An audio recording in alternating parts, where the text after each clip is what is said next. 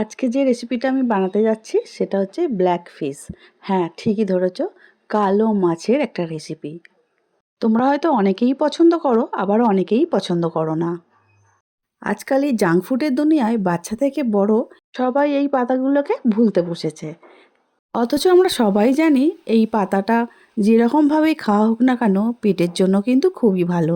কাঁচকলা পেঁপে আলু দিয়ে পাতলা ঝোল কিংবা মাছের এইভাবে একটা রেসিপি বানিয়ে যদি এই পাতা দিয়ে রান্না করা যায়, খেতে কিন্তু দারুণ হয়। এতক্ষণে কিন্তু বুঝতেই পেরে গেছো তোমরা, এই পাতাটা হচ্ছে গাঁদাল পাতা। হ্যাঁ, এর গন্ধটা খুবই বাজে লাগে, কিন্তু খাবার সময় এই গন্ধটা অতটা অনুভূতি হয় না, আর খেলে পেটটাও বেশ ঠান্ডা থাকে। আজ আর বাড়িতে সেরকম মাছ ছিল না, এই মাছটাই ছিল, যেটা হচ্ছে লেজা। এই মাছটাই ভেজে আমি আজকে ঝোল বা মাছের কারি গাঁদাল পাতা দিয়ে বানাবো। বন্ধুরা, আমার ভিডিওটা দেখা শুরু করার সময় নিশ্চয়ই একটা লাইক দিয়েছো, আর রেসিপি ভালো লাগলে অবশ্যই একটা সুন্দর করে কমেন্ট করে যেও। আর যদি নতুন বন্ধু হয়ে থাকো, তাহলে এখনও যদি সাবস্ক্রাইব করা না হয়ে থাকে, তাহলে প্লিজ সাবস্ক্রাইব করে আমার চ্যানেলটির পাশে থেকে যেও। আর ফেসবুক পেজ থেকে দেখছো বন্ধুরা, প্লিজ পেজটিকে ফলো করে দিও। গাঁদাল পাতাগুলো দেখেইছো আমি প্রথমেই সুন্দর করে মিক্সিতে বেটে নিয়েছি। তোমরা চাইলে শিলপাটায় বেটে নিতে পারো। কড়া বসিয়ে দিয়েছি, কড়ার মধ্যে 2-3 চামচ মতো তেল দিয়েছি, তারপরে 5 ফোড়ন দিয়েছি হাফ চামচের মতো। আর যে গাঁদাল পাতা বেটে রেখেছিলাম, সেই বেটে রাখা গাঁদাল পাতা এর মধ্যে দিয়ে তেলটার সঙ্গে হালকা করে একটু ভেজে নেব। ভেজে নিলে পাতার যে কাঁচা গন্ধটা থাকে না, আর টেস্টটা আর একটু ভালো হয়। তোমরা চাইলে না ভেজেও ব্যবহার করতে পারো।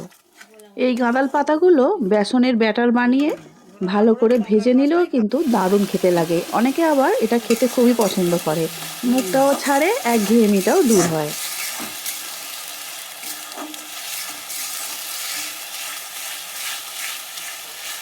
ব্যাস, আমাদের গাঁদাল পাতা বাটা ভাজা রেডি হয়ে গেছে।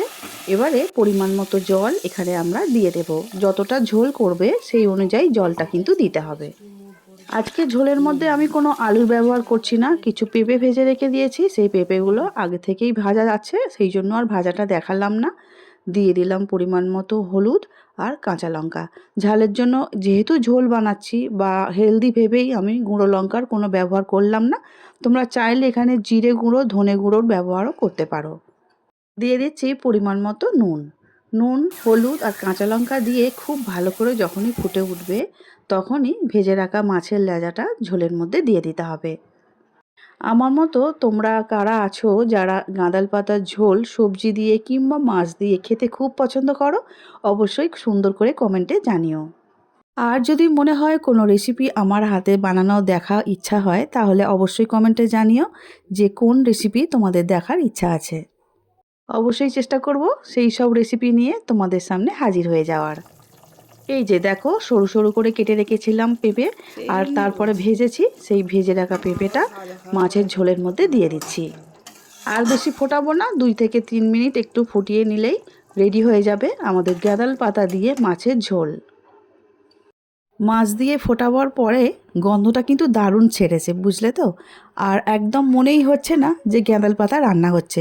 যখন গাঁদাল পাতা বেটে ভাজছিলাম, তখন কিন্তু গন্ধটা একটু ছাড়ছিল, এখন কিন্তু দারুণ গন্ধ বেরিয়েছে, বুঝলে তো? যাক, অবশেষে রান্না শেষ হয়ে গেল, একটা সার্ভিং বোলের মধ্যে তুলে নিচ্ছি। এবারে নিশ্চয়ই বুঝতে পারছো কেন বলেছিলাম ব্ল্যাক ফিশ কারি আজকের রেসিপিটা।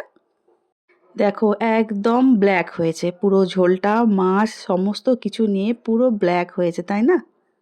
কিছু ভাজা পেঁপে রেখে দিয়েছিলাম গার্নিশিংয়ের জন্য, দেখো তো তোমাদের পছন্দ হয় কি না। আজকাল আর ডাক্তারবাবুরা এসব খেতে বলেনি না, মোটা মোটা দামি দামি ওষুধ দিয়ে দিচ্ছেন, কিন্তু আমরা ছোটোবেলায় দেখেছি আমাদের যদি কোনো রকম শরীরের সমস্যা হতো, মায়েরা প্রথমেই বলতেন আজকে গাঁদাল পাতা কাঁচকলা পেঁপে আলু ডুমুর দিয়ে ঝোল করে দেবো তোকে, দাঁড়া, শরীরটা অনেকটা ঠান্ডা বোধ করবি।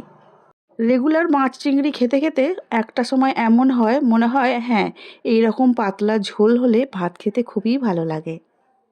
কি বন্ধুরা, তোমরাও কি পছন্দ করো আমার মতো এই রকম ব্ল্যাক ফিশ কারি? চলো আজ তাহলে আসছি, দেখা হবে অন্য দিন নতুন রেসিপি নিয়ে। সবাই খুব ভালো থাকবে, সুস্থ থাকবে। আমার ভিডিওটা দেখার জন্য অসংখ্য অসংখ্য ধন্যবাদ আমার সব বন্ধুদের।